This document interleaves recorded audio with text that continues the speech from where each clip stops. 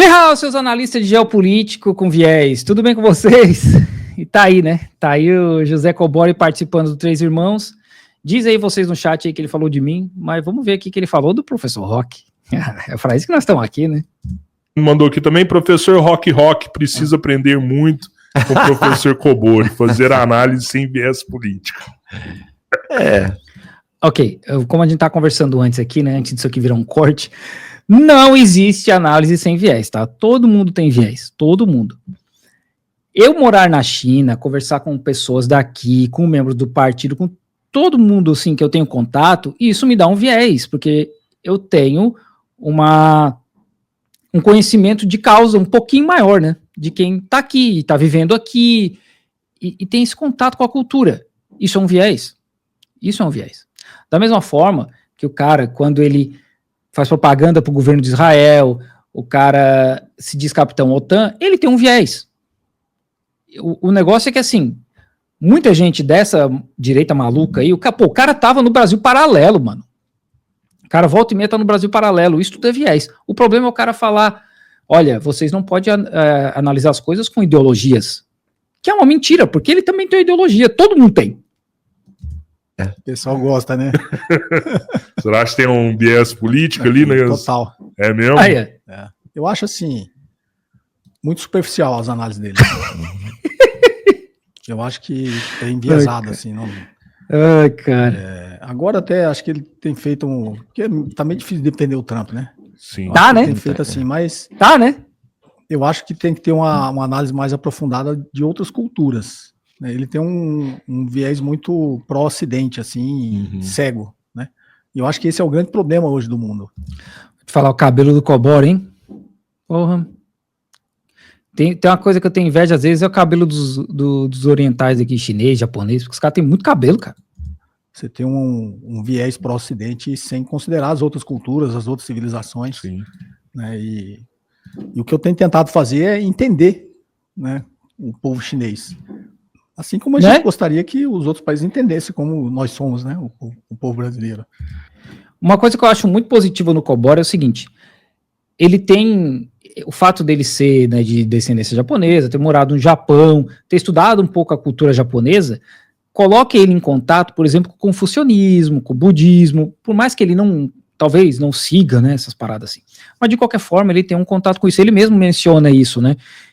Porque isso ajuda a entender a sociedade, essas sociedades aqui do leste asiático de uma certa forma.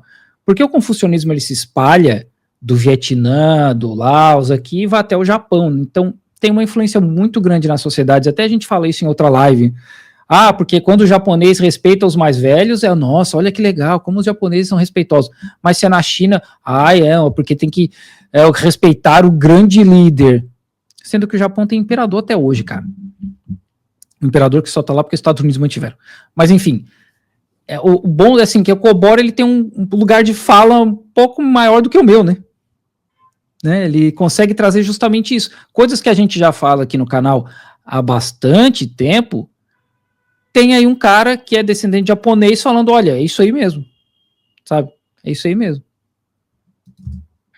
É aquilo que eu falei, quando você se conecta, né, com a outra cultura, com a outra civilização de forma verdadeira, querendo realmente o bem de todos, né, de toda a humanidade, não só a sua, você caminha para um mundo melhor, né?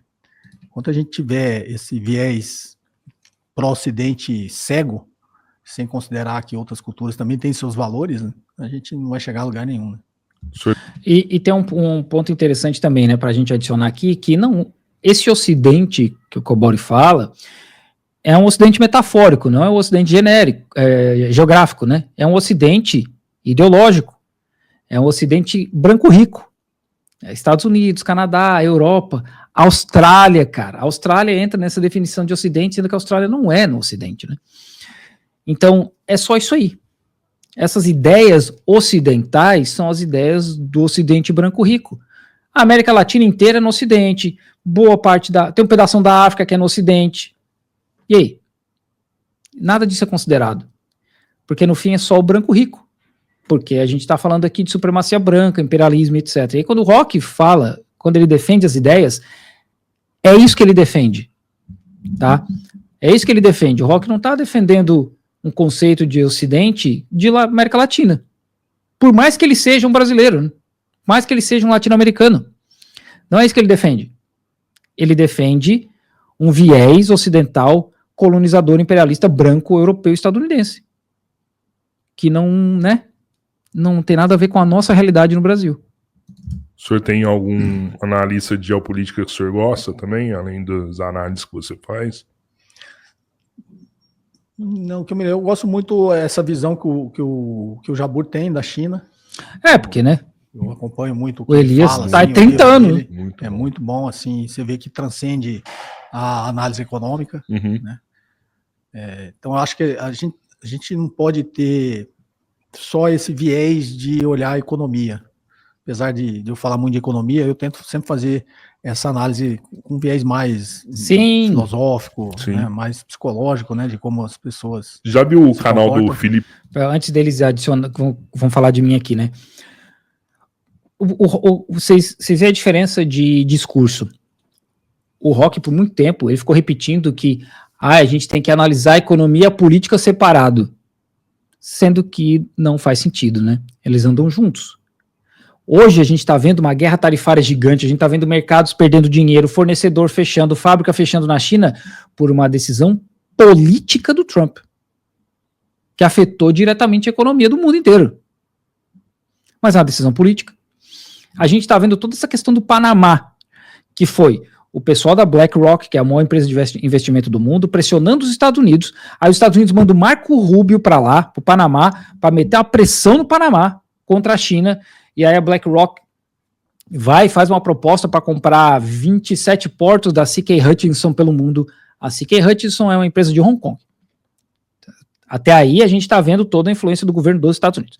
Aí a China vê esse movimento e a China pensa, bom, a gente vai perder aí 2 portos no canal do Panamá, um de cada lado. Não são portos controlados pelo governo da China, mas de qualquer forma são partes estratégicas, né, que um dia a China pode precisar. Aí a China chega e fala, C.K. Hutchison, vocês não vão vender nada. Não vão vender nada, chega. Barra a venda. Aí a gente vê pessoal como Rock, pessoal de direita falando, tá vendo aí o governo comunista intervindo? Ué, mas o Trump intervindo a favor da BlackRock, tá tudo certo? O Trump mandando o Marco Rubio para lá, para eles forçarem essa venda, tá tudo certo. A China não pode dizer não. Os Estados Unidos pode meter pressão. E os Estados Unidos, sexta-feira passada,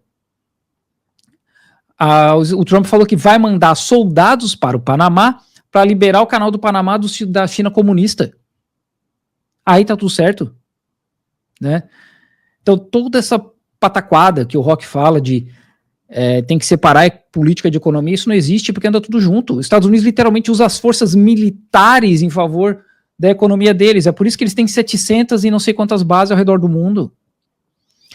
Que é para justamente manter a economia deles funcionando. Eles usam base militar para proteger o que eles roubam de petróleo na Síria.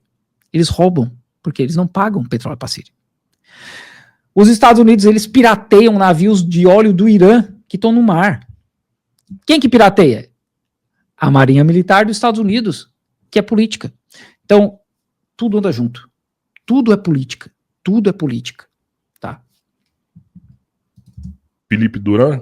Durante. Que mora na China. Durante. Uma reação, Felipe Durant. Ô, Luigi. Ele fez algumas eu reações. acho que ele reagiu vídeos, um vídeo do senhor também. Eu mandaram. gosto muito, viu? Felipe Durant, ele tá... Agora ele vai começar a fazer faculdade de História na China. Não. Eu acho que ele promete bastante, viu? A promessa aí, uma promessa pro... não, né, gente? Assim, é óbvio que ele não é obrigado a lembrar de tudo que a gente conversa, né? A gente já conversou bastante ali no Instagram, principalmente. Mas eu não vou fazer faculdade. Chega, já fiz 2 faculdades, já tá bom já. Eu tenho um plano de fazer um mestrado aqui na China, ou em diplomacia chinesa ou em história da China. Eu não decidi ainda. E o negócio do Luigi é que o Luigi, sei lá por quê, ele me chama de Felipe Durant, e aí a galera tá aí, Felipe Durant.